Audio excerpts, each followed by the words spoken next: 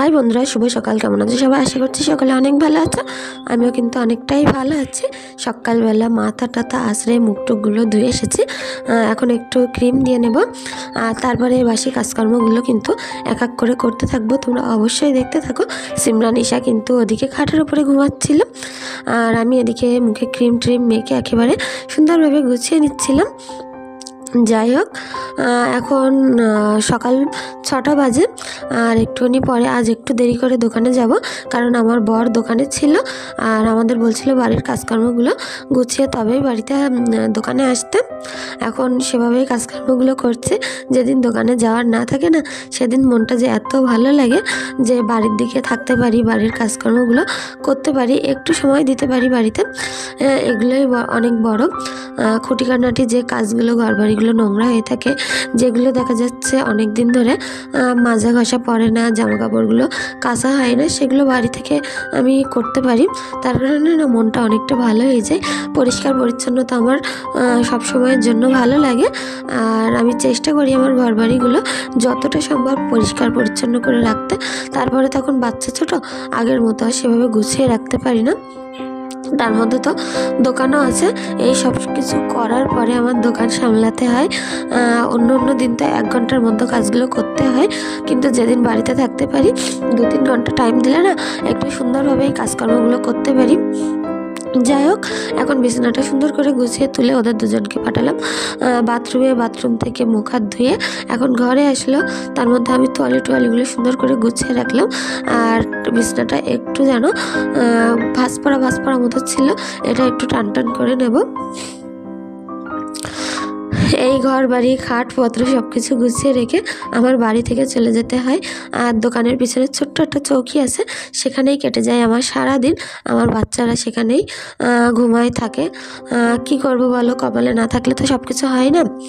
আমার তো কর্মটা আগে করতে হবে, তারপরে সুখ শান্তি বেছে নিতে হবে। সব কিছু মিলিয়ে বেশ ভালোই আছি। আর আজকের ব্লগটি তোমাদের পুরো দেখার অনুরোধ রইল। অবশ্যই যদি ভালো লেগে থাকে একটা লাইক, একটা কমেন্ট করে দিয়ে যেও।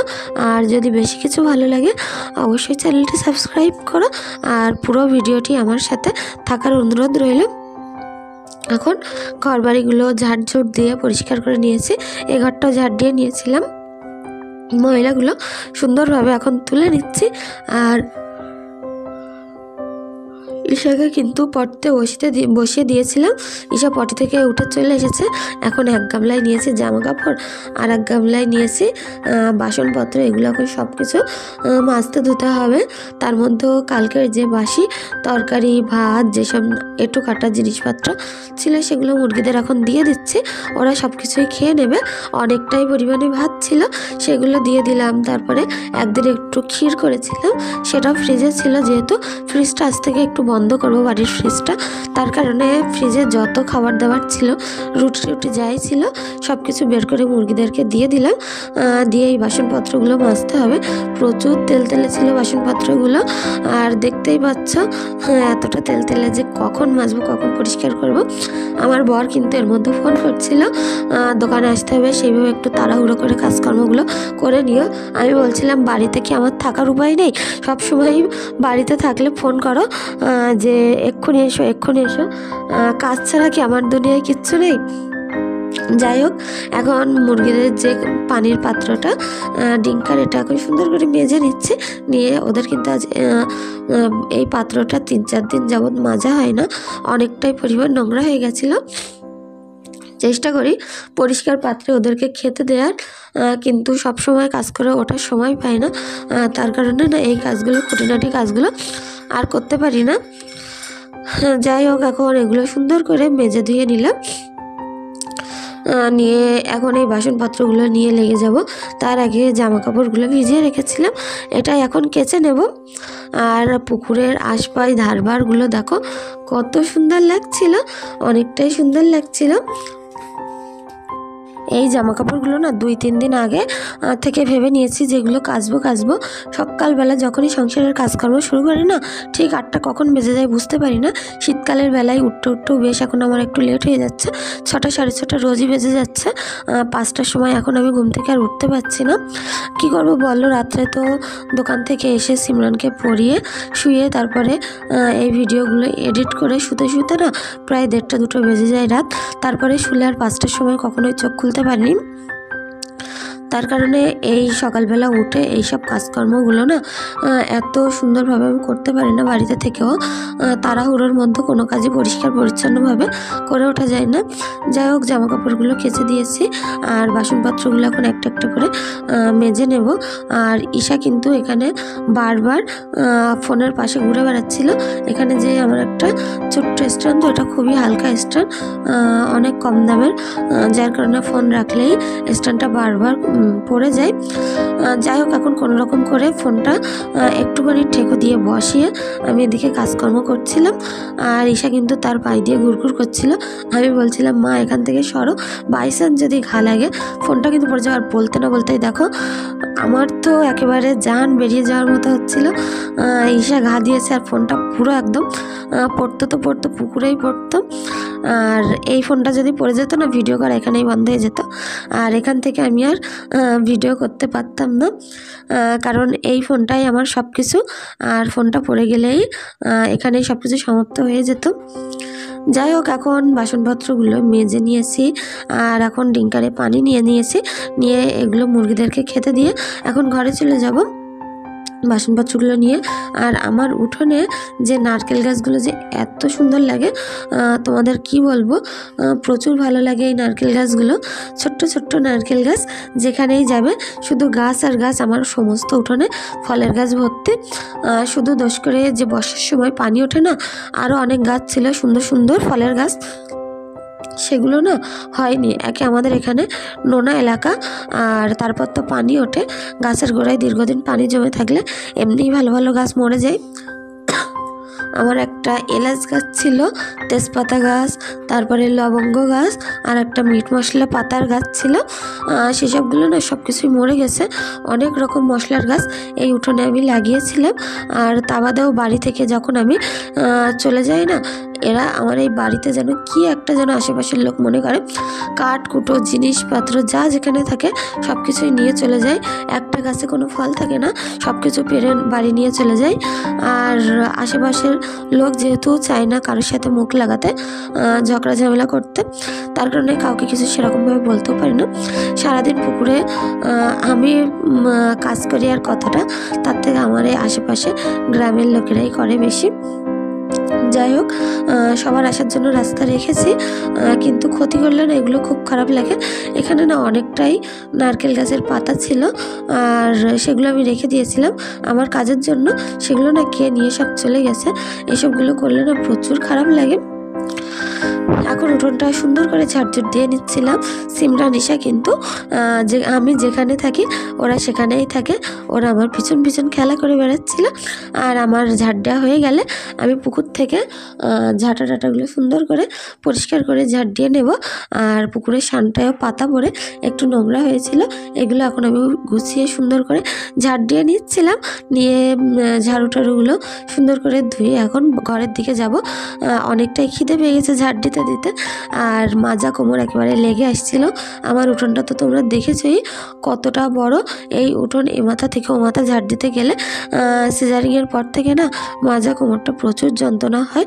সব কিছু করেও আমার কাজগুলো করতে হয়, কারণ তাড়াহুড়োর মধ্যে এই কাজগুলো না করলে না আবার দোকানে চলে যেতে হবে, আর এই কাজগুলো সেই রকমই পড়ে থাকবে। এখন দেখো উঠোনটা কত সুন্দর ঝকঝক করছিল। সবসময় ঝকঝক চকচক জিনিসপত্র কিন্তু অসম্ভব ভালো লাগে। আর আমার মেয়েদেরকে এখন ডেকে নিয়ে এসে ঘরে এসে চা বসালাম। বসিয়ে আমি ওদিকে কিছু জামা কাপড় ছিল সেগুলো ভাঁজ করছিলাম। আর করে টোরে নিয়ে একে একে চা চিনি সেগুলো দিয়ে না চাটা বসিয়েছিলাম। আর মুখটুকগুলো ঈশাকে সুন্দর করে মুছিয়ে এখন বললাম খাটে বসে চা খেয়ে নাও। এই চৌকির ওপরে আমরা কিন্তু বেশিরভাগ চা খাই আমাদের এই পাশের ঘরে। এ ঘরটা না অসাধারণ লাগে, সারাদিন যেহেতু থাকা হয় না, এ ঘরটা অনেক গোছানো থাকে। এ ঘরটা পুরো পরিষ্কার পরিচ্ছন্নই থাকে, অপরিষ্কার থাকে না। আর এদিকে সিমরান আর ঈশা দেখো বসে বসে খেলা করছিল। ঈশা বউ সেজে বসেছিল, বলছিল আমি শ্বশুর বাড়ি যাচ্ছি, শ্বশুর বাড়ি যাচ্ছি। আমি হাসছিলাম ওর কথা শুনে। এখন আমার এই সুন্দর করে গাছগুলোয় পানি দিয়ে নিচ্ছে। একটা গাছ তো মরে গেছে, এগুলো দেখা যাক। আমার মনে হয় টবের নিচে যে ছিদ্র করতে হয় না, সেটা করা হয়নি, পানি বেঁধেই গাছটা মারা গেছে। আর ওপাশের গাছটায় আগের দিন যখন বাজারে গেছিলাম অনেকটাই ফুল গাছ দেখেছিলাম, কিনবো ভেবেও কিনতে পারিনি, কারণ হাতে অনেকটাই জিনিসপত্র ছিল, তার কারণে না নিয়ে আসতে পারিনি। এই দিন দেখি সময় করে গিয়ে কিছু ফুলের গাছ কিনে নিয়ে আসবো। ফুল গাছ আমার অনেক পছন্দ, যে কোনো গাছই আমার অনেক ভালো লাগে। এখন এই রান্নাঘরটায় চলে আসলাম। রান্নাঘরের টেবিলটা না এত নোংরা হয়েছে। বাড়ির এই রান্নাঘরের জিনিসপত্র সেরকম রান্না পড়ে না তো, আর বেশি পরে এতে ধুলো, তার কারণে ধুলোগুলো গায়ের ওপর থেকে মেজে পরিষ্কার করে ধুয়ে মুছে কিন্তু এখন রেখে দেবো। তার মধ্যে ঈশা চলে এসেছিল। ও কিন্তু সবসময় আমি যেটা করি ও কিন্তু সেটা করার জন্যই চলে আসে। যাই হোক, এখন একটা করে বয়েম গুছিয়ে পরিষ্কার করে নিয়ে রেখে দিচ্ছি, আর পানি টানিগুলো মুছে রাখছি। আর আমার গ্যাসের অবস্থাটা তার থেকেও বেশি খারাপ হয়ে গেছে। তোমরা হয়তো দূর থেকে দেখছো তো মনে হচ্ছে চকচক করছে, কিন্তু গ্যাসের ওপরটা জং পড়ে পুরো ভর্তি হয়ে গেছিলো।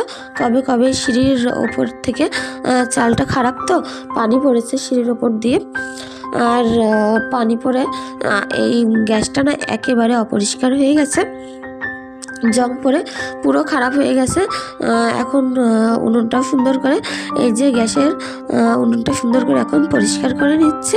আর বন্ধুরা, আজকের ভিডিওটি তোমাদের যদি কিছু ভালো লেগে থাকে অবশ্যই একটা করে লাইক করে চ্যানেলটি সাবস্ক্রাইব করে দিও। আমি জানি আমার ভিডিও যারা দেখে বেশিরভাগই আনসাবস্ক্রাইব নট সাবস্ক্রাইব, তারাই তোমরা আমার ভিডিও বেশি দেখে থাকো। যদি তোমাদের কাছে ভালো লেগে থাকে অবশ্যই চ্যানেলটি সাবস্ক্রাইব করো। আর যারা আগে থেকে করে রেখেছো তাদেরকে তো অসংখ্য ধন্যবাদ।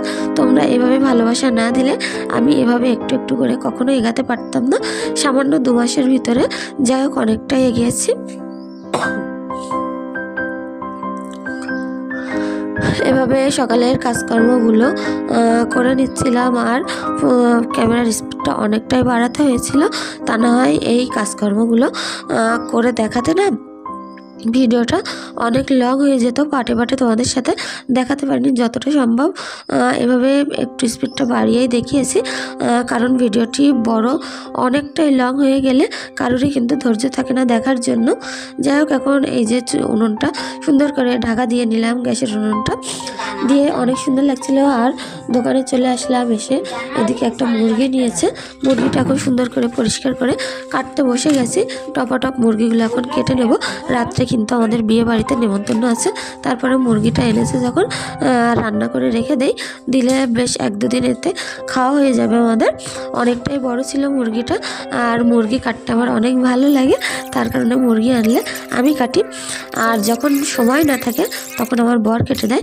আমার বর কিন্তু কোপা দিয়ে অনেক সুন্দরভাবে মুরগি কাটতে পারে। ওর কাছে দিলে কি ও মুরগির ওপরের এই যে ছালটা ফেলে দেয়, আর এই ছালটা আমার প্রচুর ভালো লাগে। ছালটার জন্যই বেশিরভাগ আমি মুরগির মাংস খেয়ে থাকি। আর একে এখন সব মাংস সুন্দর করে বেছে কুটে পরিষ্কার করে নিচ্ছিলাম, নিয়ে কিন্তু রান্না বসাতে যেতে হবে। আর যেহেতু রাত্রিবেলা বিয়েতে নেমন্তন্ন আছে, নিজেও একটু শ্যাম্পু ট্যাম্পু করে গুছিয়ে পরিষ্কার হব। আর রাত্রেবেলার বিয়ে তো দেখা যাক, শাড়ির সাথে সোয়েটার চাদর যাও কিছু একটা পরতে হবে, কারণ বাইরে এখন অনেকটাই পরিমাণে ঠান্ডা। বিয়ের সময় না শাড়ির সাথে চাদর সোয়েটার কিছুই পরতে তেমন ভালো লাগে না, কিন্তু শীতের সময় যেহেতু, আর যেখানে প্যান্ডেলটা করেছে না একটু ফাঁকা জায়গায়, ওখানে প্রচুর ঠান্ডা লাগবে। দেখা যাক। আর রান্নাটা এখন আমি বসিয়ে দিয়েছি, পেঁয়াজ আদা রসুন লাল করে ভাজা করে এর মধ্যে টমেটো গাজর এগুলো দিয়ে সুন্দর করে নেড়ে চেড়ে নুন হলুদ লঙ্কার গুঁড়ো এগুলো সুন্দর করে দিয়ে নিয়ে এখন আবারও ভালোভাবে মশলাটা ভাজা হয়ে এলে সামান্য একটুখানি পানি দিয়ে এর মধ্যে মাংসগুলো এখন তুলে দেবো, দিয়ে অনেকক্ষণ যাবৎ কষাতে হবে, কারণ মুরগিটা অনেক বড় ছিল।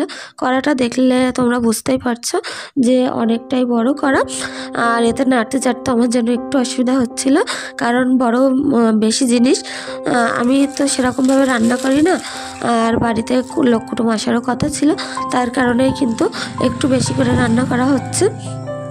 এদিকে 6টা পেস্ট্রি নিয়ে নিয়েছিলাম, পেস্ট্রিগুলো কেমন খেতে হয় দেখা যাক।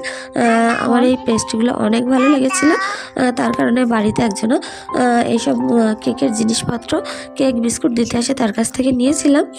নিয়ে দেখো পেস্ট্রিটা কিন্তু খুব সুন্দর ছিল, ক্রিমে ভরপুর ছিল, আর আমার ঈশার তো অনেক পছন্দ হয়েছিল। ঈশা সিমরান এখন ওরা দুজনে বসে খাচ্ছিল, আমি 1 চামচ নিয়ে দেখলাম, অনেক ভালো হয়েছে এটা। যাই হোক, আমরা এখন পেস্ট্রিটা খেতে থাকি। আর তারপরে কিন্তু ঈশা দেখো এদিকে ব্যাগ গলায় নিয়ে বসে গেছে, ও কিন্তু বারবার আসছে মা বিয়েতে যাবে না, মা বিয়েতে যাবে না, এরকম করছিল। আর সিমরান কেক খেতে খেতে ওর মুখে পুরো লাগিয়ে দিয়েছে, ও কিন্তু মুখ থেকে ক্রিম নিয়ে চেটে চেটে মুখে খাচ্ছিল চুরি চুরি করে। যাই হোক, আর ঈশার মুখে দেখতে পাচ্ছ সমস্ত মুখে লিপস্টিক লাগানো, ওর আমার একটা ওয়াটার কালার লিপস্টিক আছে, সেটা নিয়ে ও সারা দিন চোখের ওপরে মুখের ওপরে ঘষতে থাকে। আর এখন বিয়েতে যাব বলে সন্ধ্যাবেলা রেডি হচ্ছিলাম, 7টার সময় রেডি হতে লেগেছি, আর আমার প্রায় 9:30 বেজে গেছিলো। আমাদের মেয়েদের কিন্তু সাজতে গেলে একটু বেশি সময় লাগে। যাই হোক, বাইরে পার্লার থেকে করে আসতে গেলে খরচাটা অনেক বেশি হতো, সেখানে বাড়ি আমার যাই জিনিসপত্র আছে কম খরচে কেমনভাবে আমি মেকআপ করি তোমরা অবশ্যই দেখতে থাকো। তোমাদের যদি ভালো লেগে থাকে অবশ্যই